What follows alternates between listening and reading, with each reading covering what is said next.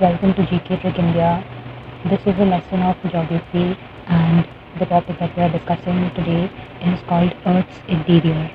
This is a very initial topic and it talks about the basic composition of our planet, what it consists of, the elements, the different layers, how those layers are classified, how we find out exactly what constitutes of our planet,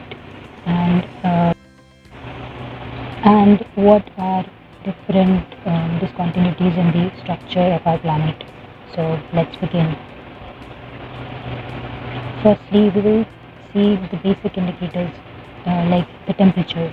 How is the temperature inside the earth? Obviously, it increases as we move from the crust towards the core, and the rate at which this temperature increases is 1 degree Celsius per 32 meters.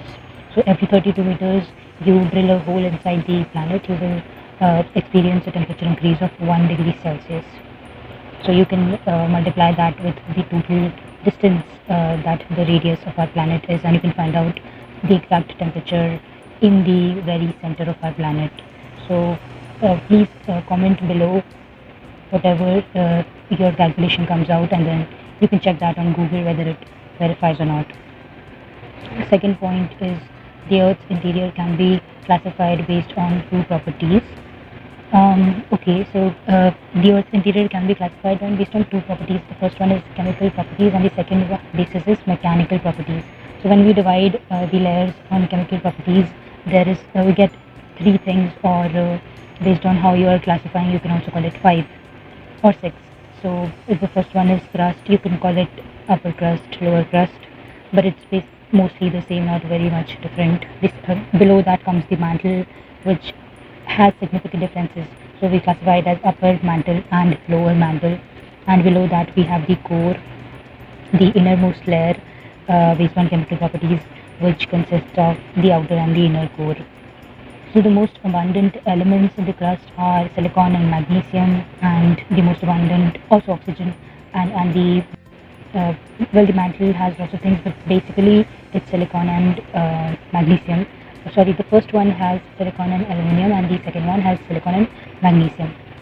So based on mechanical properties, we have lithosphere, which comes in the beginning, the very beginning, the rocky part that we all walk on, that is lithosphere, out of which all of our soil is made. That is lithosphere. It extends up to 100 kilometers inside the planet, and then from there, from 100 kilometers to 700 kilometers in towards the inside, we have the asthenosphere. So asthenosphere is a semi-solid layer which is the source of all the molten magma that comes out from the volcano. Now this one is solid, semi-solid, because even after increased pressure, the temperature is so high that temperature overcomes the increased pressure, and therefore it is in a molten state.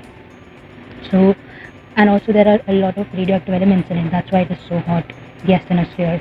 And then below the asthenosphere comes the mesosphere, which is sort of in between. This one is the solid part.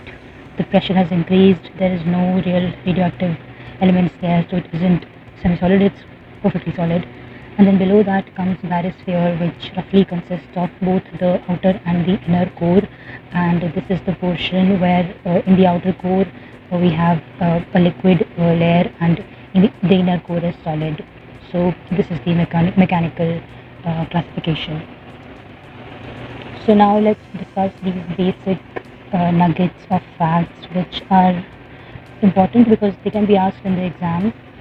So you just have to memorize most of this, but if you understand once, it will be easier. The first thing is that the crust is the thickest in the mountainous region, and it's thinner in the oceanic region. Obviously the mountains are rising above, so the whole height adds up to the thickness, and that's how the crust is thickest in the mountainous region. You can see here the crust is thicker where the mountains are, and it's not that thick in here where the ocean is there. You can see that. Okay, so we have seen lithosphere is the rocky region, extends to 100 kilometers, and the lithosphere consists of the crust and the upper mantle. So this is the crust which extends up to 34 kilometers, and below that also the lithosphere is extending. So the lithosphere consists of the crust also and the uppermost solid mantle also. And then the asthenosphere comes, which is also there in the uppermost mantle. People sometimes confuse that and think that the asthenosphere is in the lower mantle, but it is also in the uppermost mantle. And after that, below asthenosphere begins the lower mantle.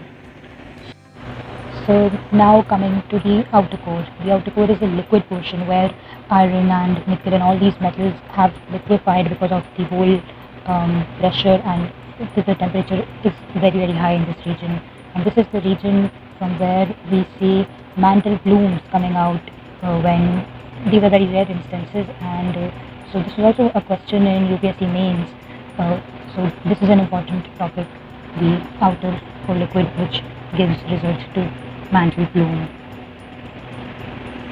And then after that comes the inner core, which is solid. All the pressure from all the layers above it has made it very dense, and it's the densest part of our planet, and it's a solid. And then after that, let's discuss the abundant elements that constitute our planet. So as a whole, our planet has the biggest reserves, the highest reserves of any element is of iron, which is 35%. 35% of our planet is iron, which is basically mainly inside in the inner layers, not too much on the outside because it's heavy, so it's concentrated in the inside. And then oxygen, which is mostly in the crust and in the atmosphere. After that comes silicon, which is 15%, which is also mainly in the crust. And then magnesium, which is mainly in the mantle. And then nickel, which is also heavier and it's more on the inside than on the outside. And then, but when we talk about the crust, the composition changes a little bit. O2 is the most abundant element in the crust, and then comes silicon, and then aluminium, and then iron, and the least is magnesium. So after this, let's come to the density. Generally, the density increases as we move downwards. So mantle is denser than the crust, and then after that the core is denser, like that. And also the oceanic crust is denser than the continental crust. We saw that the oceanic crust is thinner than the continental crust, but it's denser in general because it is made up of the magma, which has magnesium in it. So the basic lava of the volcanoes, which we will further study in chapters on volcano, that this is the reason why the ocean crust is thicker than the continental crust, even though it is it's denser than the continental crust, even though it is thinner than it. So in this diagram you can see properly all the layers. This one is the distribution on the basis of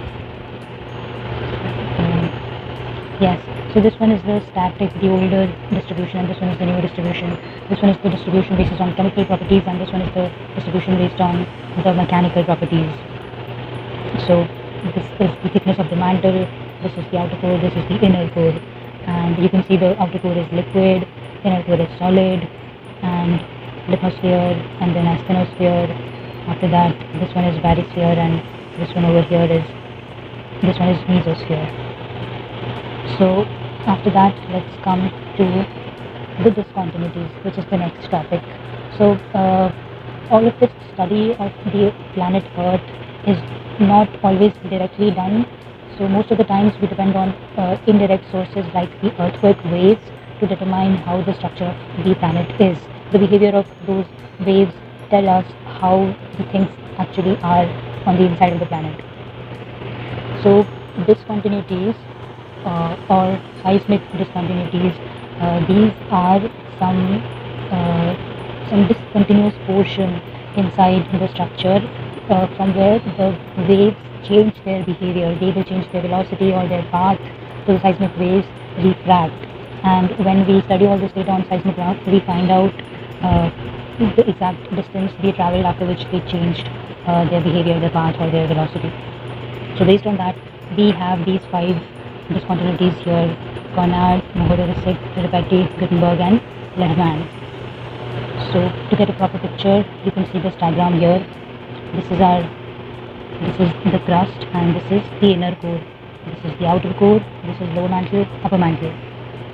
And these are the discontinuities: 1, 2, 3, 4, and 5. These are the main ones, this one and this one. This one is Mohorovičić discontinuity, this one is Gutenberg discontinuity, and the discontinuities in between the crust, which separates the upper crust and the lower crust, is the Conrad discontinuity. The one between upper mantle, lower mantle is Ripetti, and the discontinuity between outer core and inner core is the Lehmann discontinuity. So this is just something that we need to remember, which one is situated between which layers. So for that, there's a simple like a way of remembering this, which is con mo re gutle. Con more gutle. So Conrad, Mohorovičić, Ripetti, Gutenberg, and Lehmann. This is a way of remembering. You can create your own mnemonics if you want. So this is it about the Earth structure. We studied how the Earth, what the Earth is formed of, what's the temperature, what's the density trend of the planet, and how there are discontinuities inside the structure, and how that sort of completes our planet in its totality. So if you liked the lecture, please like, share and subscribe so that we can make more such videos, and thank you.